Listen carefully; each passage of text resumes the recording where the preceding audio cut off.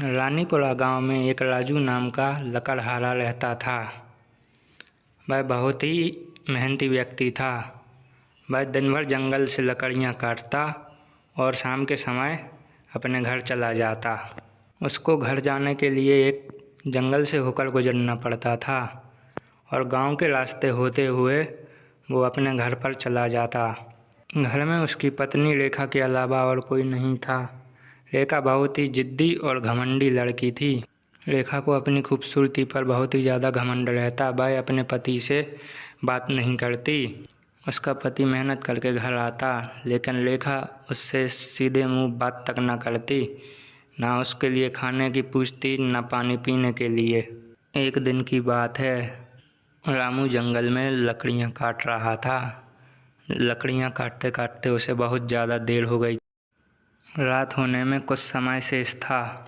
वह लकड़ियों की गठरी को सिर पर रखकर जाने लगा। रात का समय था। उसे एक खौफनाक जंगल से होते हुए जाना था।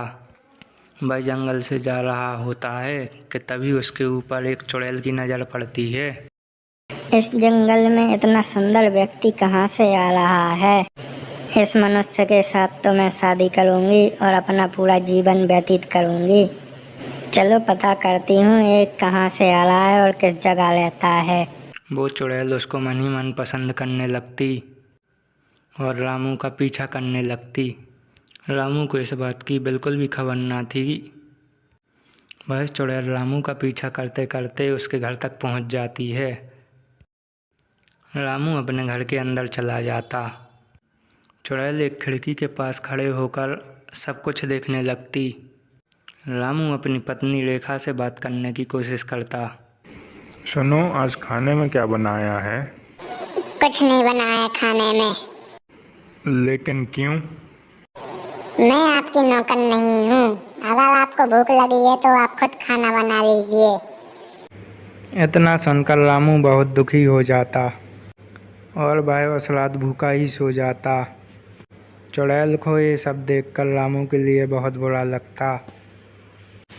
वह रामू की पत्नी को सबक सिखाने के बारे में सोचती और वापस जाकर जंगल में चली जाती। रोज की तरह रामू फिर से जंगल में लकड़ियां काटने के लिए जाता है। जैसे ही रामू जंगल के बीचों बीच से होकर गुजरता है, तब चुड़ैल उसे देख लेती। तब चुड़ैल रामू के घर के पास आती और घर के अंदर चली जाती। जैसे ही रामू की पत्नी चुड़ैल को देखती तो वो तुरंत ज़मीन पर गिर जाती और बेहोश हो जाती। तभी चुड़ैल अपने जादू से उसकी पत्नी को एक बिल्ली बना देती है और चुड़ैल रामू की पत्नी का रूप ले लेती। वह चुड़ैल रामू के लिए अच्छा स्वादिष्ट खाना बनाती। रामू की पत्नी जो बिल्ली बनी हुई थी, उसे यह सब देखकर बहुत आश्चर्यचकित हो रहा था। रोज की तरह रामू अपने घर आता। रामू की पत्नी रामू का बाहर इंतज़ार कर रही होती। जैसे ही रामू पास आता, तब रेखा बोलती, अरे आ गए आप। मैं आपका कब से इंतजार कर रही हूँ। रामू यह बात सुनकर थोड़ा आश्चर्यचकित हो जाता और वह बोलता, रेखा, तुम ठीक तो हो ना? हाँ जी, मैं बिल्कुल ठीक हूँ। चलिए अंदर चल के खाना खा लीजिए। मैंने आपकी मनपसंद का खाना बनाया है। फिर दोनों अंदर चले जाते। रामू रेखा के खाने की बहुत ज़्यादा तारीफ करता। पास में बैठी बिल्ली यह सब देख रही होती। उसको अपने पति के लिए बहुत बुरा लगता। खाना खाने के बाद दोनों सो जाते। रात का समय होता। चुड़ैल अपने असली रूप में वापस आ जाती और वह घर के बाहर जाने लगती। वह चुड़ैल बिल्ली से कहती, तुम्हारा पति मेरे साथ बहुत खुश है। तुमने कभी अपने पति की अच्छाइयों को पहचाना ही नहीं। अब मैं तुम्हारे पति का हमेशा ख्याल रखूंगी। चुड़ैल की बात सुन के रामू की पत्नी को बहुत बुरा लगता और वह अपने पति को याद करने लगती। रामू की पत्नी का घमंड चकनाचूर हो जाता है और चुड़ैल रामू की पत्नी बनकर वापस सो जाती। अगली सुबह रामू वापस जंगल में लकड़ी काटने के लिए जाता कि तभी उसे याद आता कि वह अपनी कुल्हाड़ी लाना भूल गया। रामू वापस घर की ओर चला जाता। वो चुड़ैल खुद को एक आईने में देख रही होती है, तभी उसका पति रामू वहाँ आ जाता। रामू कहता है कि तुम कौन हो और मेरी पत्नी कहाँ है? मैं एक चुड़ैल हूँ और मैं तुमसे बहुत प्रेम करती हूँ। मैंने तुम्हारी पत्नी को एक बिल्ली बना दिया। तुमने ऐसा क्यों किया? मेरी पत्नी को वापस ठीक कर दो पहले जैसे। मैं ऐसा नहीं करूँगी, तुम्हारी पत्नी तुम्हारे लिए बहुत परेशान करती। मैं अपनी पत्नी से बहुत प्रेम करता हूँ, कृपया करके मेरी पत्नी को ठीक कर दीजिए। इतना सुनकर चुड़ैल रामू की पत्नी को ठीक कर देती और चुड़ैल वापस जंगल चली जाती। रामू और लेखा अब दोनों खुशी खुशी रहने लगते। श्यामपुर गांव में एक घर था जहां सालों से कोई नहीं रहता था, लेकिन उस घर के सामने गांव के सारे लोग अपने अपने घर से रोटियां लाकर रखते हैं और थोड़ी ही देर में वो रोटियां गायब हो जाती है।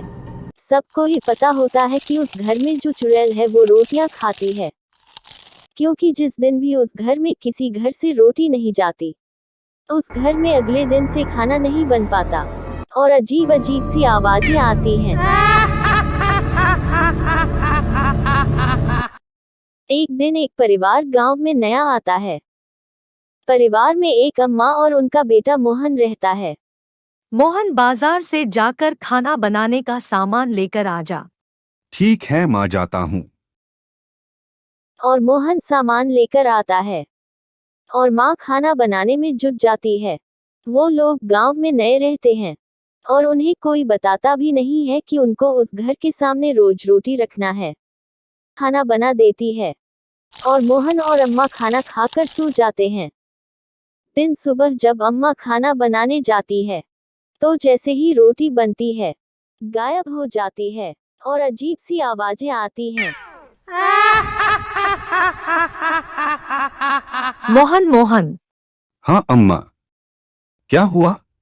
मैं रोटी बना रही हूँ और रोटियां गायब हो रही हैं और अजीब सी आवाजें आ रही हैं, जैसे कोई हंस रहा हो। ऐसा कैसे हो सकता है अम्मा? आप न मेरे सामने रोटी बनाओ, देखते हैं। जैसे ही अम्मा रोटी बनाती है, रोटी गायब हो जाती है और हंसने की आवाज आती है। मोहन भी चौंक जाता है।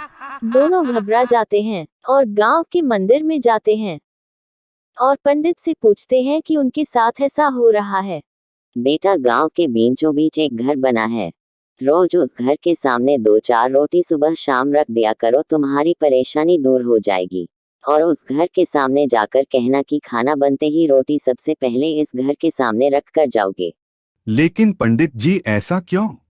मोहन के पूछने पर पंडित जी बताते हैं कि बहुत समय पहले की बात है। इस घर में एक औरत रहती थी। उसके घर में खाने के लिए कुछ नहीं था और उसके पास कोई काम भी नहीं था, तो वह लोगों के घर से रोटियां चुरा लेती थी। एक दिन उसने सरपंच के घर से रोटी चुराए और सरपंच ने उसे ऐसा करते पकड़ लिया। इसके बाद सरपंच ने उसको सजा दी कि उसे कोई खाना नहीं देगा और उस घर में उसे बंद करवा दिया। उसकी उसी घर में मौत हो गई और उसके बाद वो चुड़ैल बन गई और तब से ही उसके घर के सामने सबको रोटी रखना पड़ती है। जो ऐसा नहीं करता उसको वह बहुत परेशान करती है। तो आप लोगों ने कुछ किया नहीं जिससे उसको इस योनि से मुक्ति मिल जाए? हमने बहुत कोशिश की, लेकिन वो इस गांव से जाने तैयार ही नहीं है। ठीक है पंडित जी। मोहन अम्मा को लेकर वहां से घर चला जाता है और घर जाकर पंडित जो कहता है वही मोहन करता है। अम्मा, आज अच्छा खाना बनाओ, पूरी, हलवा, खीर और सब्जी। आज कुछ है क्या बेटा? नहीं अम्मा, बस अब आप रोज अच्छा अच्छा खाना बनाइए कुछ दिन और मुझे एक थाली परोस कर दे दीजिए। ठीक है बेटा। अम्मा को कुछ नहीं समझ आता कि मोहन क्या कर रहा है। आप परेशान मत हो अम्मा, सब ठीक है। मैं ये खाना इसलिए बनवा रहा हूँ कि जब हम रोटी वाली चुड़ैल को ये खाना खिलाएंगे तो उसको कितनी खुशी होगी। हाँ बेटा। अब मोहन थाली लेकर जाता है और रोटी वाली चुड़ैल के घर के बाहर बैठ जाता है और कहता है कि चुड़ैल अम्मा बाहर आओ, मैं तुम्हारे लिए पकवान लाया हूँ। मैं तुमको अपने हाथ से पकवान खिलाऊंगा अम्मा। इतने में चुड़ैल मोहन के सामने आती है और मोहन उसको खाना खिलाता और सारा गांव उसको देखता है।